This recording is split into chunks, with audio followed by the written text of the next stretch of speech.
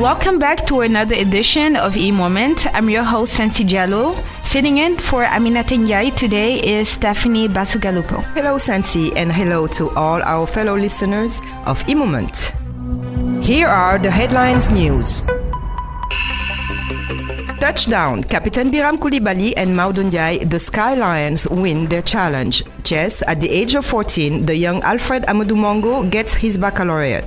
Water management, SDE, is deployed in the rural communities. Drug affairs in Lamentin, Luc Nicolai called in front of the court on July 16. Exceptional archaeological discoveries in Senegal.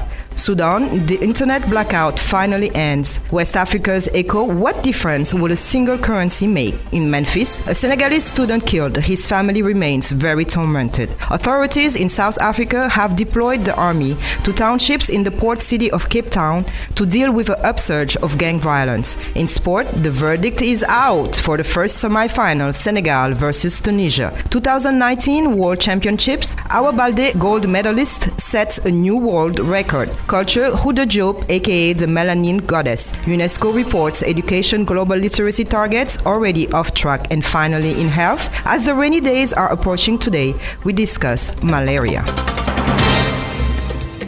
E-Moment National News. They did it. The Senegalese pilots, Biram Koulibaly and Moment Du Dimanche, have realized their childhood dreams. The pilots have won their challenge after landing on the tarmac at the Léopold Sédar Senghor Airport after 60 hours of flight. It's something we cannot describe, in fact, responded Captain Biram Koulibaly, deeply moved. We did not think that so many people will be paying attention to what we are doing. We have received so many messages of thanks, so many people who say they are inspired by what we have done. It is a feeling that is indescribable. Just thinking of that, we wanted to go on the plane to give news to the people who followed us on the tracking of the plane. There were so many people connected, and it was amazing. The airmen continued to savor. Earlier, before landing, we thought it was incredible. We were home, we left here on June 22nd, and then we made it back. That's it. It's going to be awkward to wake up tomorrow morning and not fly, because we have been doing this for the past 2 weeks. We are super happy and proud to be back. Returning on their journey, Koulibaly recalls that they left Léopold Sédar Senghor Airport on June 22nd to go to sleep in St. Louis to prepare their departure on June 23rd. They flew over Mauritania, Morocco, Spain to arrive in France on the 29th of June. We spent 60 hours on this plane. It's still a lot. The next challenge they aim, a tour of Africa next January. Already, exalts Koulibaly, the dream has become reality. The first day we took off from here, for us already, the dream was fulfilled. Afterwards, it was necessary to go to the end of it. And then, every day, it was a new victory, a step that we crossed. We were proud of ourselves. At first, we were stressed. After that, every day we had fun. So, Sensi, it was really amazing to be at the airport and actually see them landing. I think as a Senegalese, I was really proud for them, for achieving this challenge. And it just showed to all the kids that every dream can become reality. I wish I was there, and I heard there was a lot of people. Yes, there sure was. Oh, must be very good feeling to actually see everybody supporting you. It was actually. All right. E-Moment on iRADIO 90.3. There were 155,551 candidates for the baccalaureate this year, 22,492 of whom were admitted, which was an admission rate of 14.9% against 15.17% in 2018. Among those admitted is a remarkable gifted young boy by the name of Alfred Amadou Mongo, who got his baccalaureate in Science Series 1 at 14 years old. He passed at the Amadou Ndak Sek Center in Chess, and he was born on October 6 in 2004. This young gifted had his BFM at the age of 12, which is very rare. Grand Alfred, whose father is a teacher of French, excels in all fields except in physical education. And I think that's actually fine. It is extremely, I know. I think he can pass on the physical stuff. Exactly. Anything that's physical education, he can pass on it. He's good in everything else. Congratulations again. From now on, the Senegalese Division of Water, locally known as SDE, will be able to offer its services in the rural areas. The water company, which has lost the contract to lease water to urban centers in favor of Suez, has just signed a new contract with the Office of Rural Drilling. This agreement marks the beginning of activity of the new subsidiary of the SDE in the exploitation of hydraulics in rural areas. The problem of water there is acute. The second phase of the reform on borehole management in rural areas is continuing. After the village committees in 1980 and the Yusufor Association of Users Drilling in 1996, we go further by initiating a reform that involves the private sector in management, reported a local newspaper from the Minister of Water and Sanitation, Serine Beicham. Now to the case of drugs placed in a hotel room at La Montagne Beach Hotel and in which the promoter Luc Nicolai is involved is far from over. The Supreme Court will reopen this case on July 16.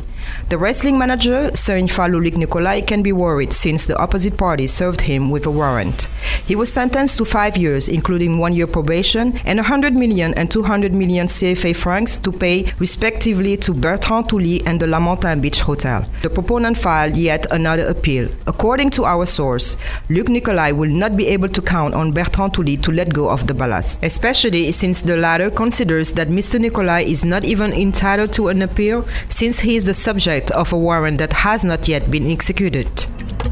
iRADIO 90.3. It is a shell midden hitherto never found in the Salum Delta, specifically in the National Park area. The team of archaeologists led by Dr. Aimé Kantoussan, Museum of Black Civilization, discovered on July 2nd a burial mound of several burials. According to the doctor in history, the first layers allowed the discovery of 4 skeletons.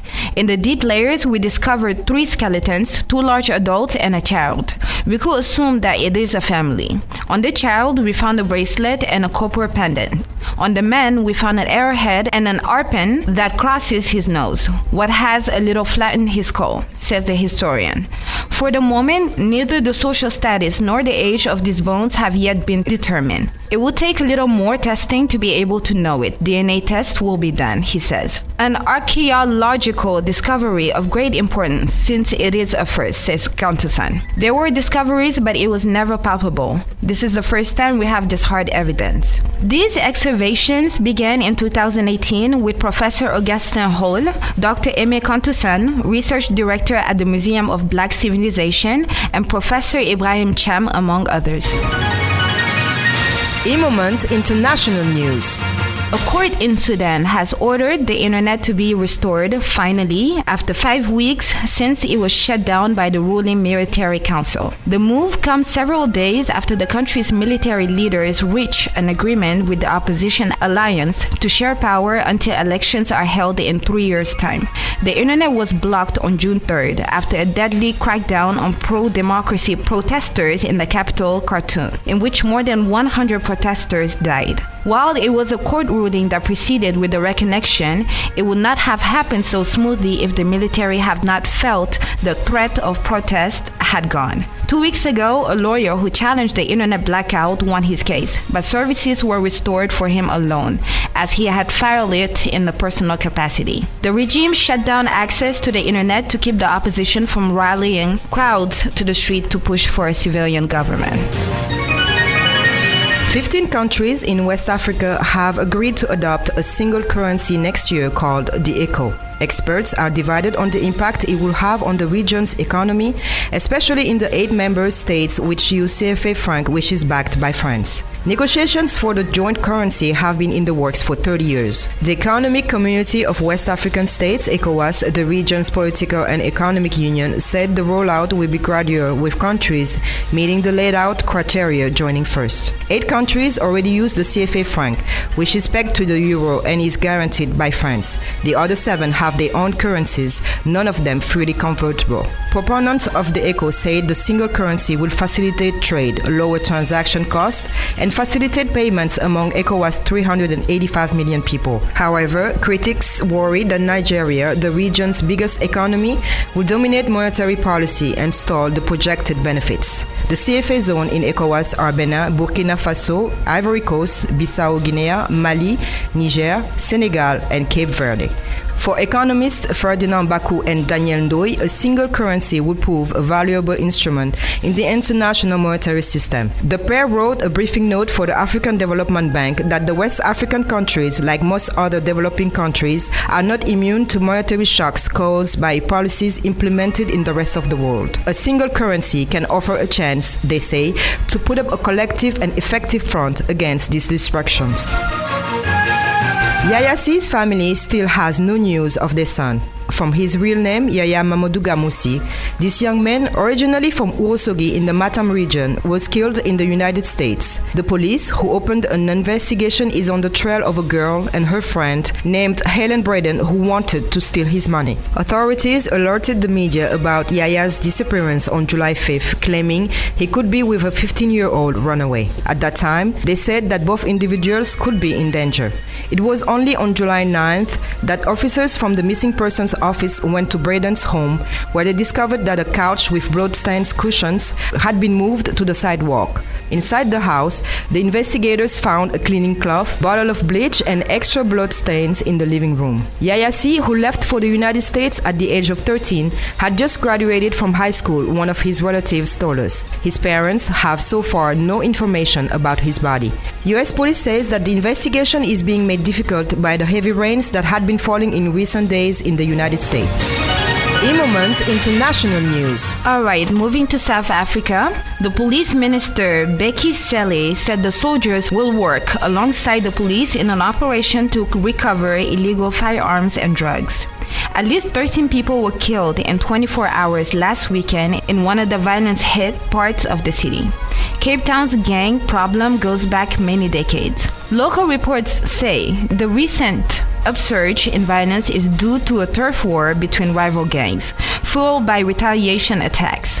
Cape Town's gang problem is a symptom of an unequal society where the gap between those with access to resources and a dignified quality of life and those without continues to widen. Far from the opulent suburbs and bustling tourist attractions of the mother city, in low-income neighborhoods such as Cape Flat, hundreds of thousands are unemployed and poor. Perhaps this explains why, despite numerous deployments of both the army and police, the Cape Flats is still synonymous with gang violence. E-Moment Sports. Yes, and we made it, Sensi. We sure did. And goal. So Senegal has made it to the finals of the 2019 African Cup. After one penalty missed by Henri Seve, which led to a no match in the first 90 minutes of the game, Senegal finally had one goal made by one of the Tunisian players, Dylan Braun. Senegal hasn't made it to the final of the CAN since 2002, despite all the efforts made in the past years. Congratulations, we are extremely proud, and let's take the cup home, guys. Freestyle Online was first shown at the 2019 Barcelona World Championships with slides and jump and distributed its first medals. The young Senegalese Awa Baldé has been crowned world champion and has established at the same time a new world record, we learned from the Senegalese Federation of Roller Skateboarding. Very powerful, the Senegalese Awa Baldé relegated the Spanish Marina Oliveras world champion in title behind her to win. The Senegalese has achieved its feat with a jump of 1.30 meters and has also set a new world record. As a reminder, in 2017, already at the World Cup, Awa Baldé had beaten the record set at the women's time, which was 1.20 meters, and had won the gold medal. This time, she pushed the bar higher by setting the new record at 1.30 meters. Congratulations to this Gainde. Offended a few years ago when her comrades called her the girl of the night, she proclaims herself today proudly as the melanin goddess. Khoudia Diop, who was teased during her childhood because of her very dark skin, took revenge on life by becoming a model. A model since she was 17, Khoudia Diop works for the Colored Girl Inc., a group that promotes differences among women. She is registered in parallel with the school in order to obtain a diploma. I learned to ignore negative people and just be a living example of trust and self-love. I let my life and success speak for themselves, adds the young woman who has more than 317,000 subscribers on Instagram. Khoudia Diop, aka Melanin Goddess, now 22 years old from Senegal, has been chosen to be the new ambassador for the foundation of Fenty Beauty, the brand created by the singer Rihanna. A choice that should probably propel the model's career while solving a problem that usually faces young women with darker skin, an appropriate foundation. The one who had difficulty in assuming her ebony skin now derives the best profits. Since 2016, when she has gained international notoriety, the model is only going from success to success. E-moment, culture. Let's talk about education for a minute. So UNESCO says on current trends, 30% of adults and 20% of young people will still be illiterate in poor countries. There are 262 million young people without access to school, with the worst problems in sub-Saharan Africa. The UN agency warns that the numbers of people missing out on education are unlikely to fall much in the next year. There had been more progress in the early years of the century, particularly in reducing the number of primary-age children who do not even get the first basics of an education. The out-of-school rate for primary years had fallen from 15% to 9% between 2000 and 2008. But the report says progress then seemed to stall. This has been linked to a reduction in overseas aid in the wake of the financial crash. But it also reflects the fact that there is hard-to-reach group of children whose chances of going to school have been disrupted by war and violence, being forced to become refugees, corruption, and political failure. Indeed, there are inequalities of access such as barriers to girls and rural families getting an education. But the biggest gap is related to poverty, with only 4% of youngsters in low-income families staying on the end of the secondary school.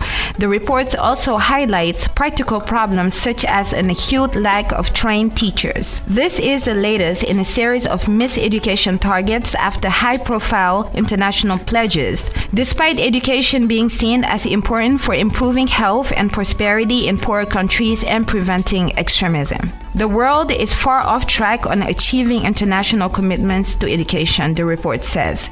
For several years now, no progress has been made on access into primary and secondary education. Only 1 in 2 young people complete secondary school, which I think, Stephanie, is actually very sad. Yes, it is. I mean, we saw the results for the baccalaureate this year, and it's really low. It's getting lower and lower actually every single year. And they're also talking about the lack of training when it comes to the teachers themselves. Yes, which is a problem that we do have. We need to step it up. E-moment, health. Okay, rainy day is approaching. We will talk about malaria this week. It is a life-threatening disease. It is typically transmitted through the bite of an infected Anopheles mosquito. Infected mosquitoes carry the Plasmodium parasite. Malaria is typically found in tropical and subtropical climates where the parasites can live. The World Health Organization trusted source states that in 2016, there were an estimated 216 million cases of malaria in 91 countries. There are 4 kinds of malaria parasites that can infect humans. An infected mother can also pass the disease to her baby at birth. This is known as congenital malaria. Malaria is transmitted by blood, so it can also be transmitted through an organ transplant, a transfusion, use of sharing needles or syringes. The symptoms of malaria typically develop within 10 days to 4 weeks following the infection. In some cases, symptoms may not develop for several months. Some malaria parasites can enter the body but will be dormant for long periods of time. Common symptoms of malaria include shaking chills that can range from moderate to severe, high fever, profuse sweating, headache, nausea, vomiting, abdominal pain, diarrhea, anemia, muscle pain, convulsions, coma, and bloody stools. There is no vaccine available to prevent malaria as of now. Talk to your doctor if you are traveling to an area where malaria is common or if you live in such an area. You may be prescribed medications to prevent the disease. These medications are also the same that are used to treat the disease itself and should be taken before, during, and after your trip. Sleeping under a mosquito net may help prevent being bitten by an infected mosquito. And also covering your skin or using bug sprays may also help prevent infection. So let's be very careful, guys. Quote of the week on e-moment. Based on the results that we got this year regarding education, it seems like we are going deeper into illiteracy than actually improving. And with that said, we are giving you the quote of the week. Education is the most powerful weapon which you can use to change the world. Nelson Mandela.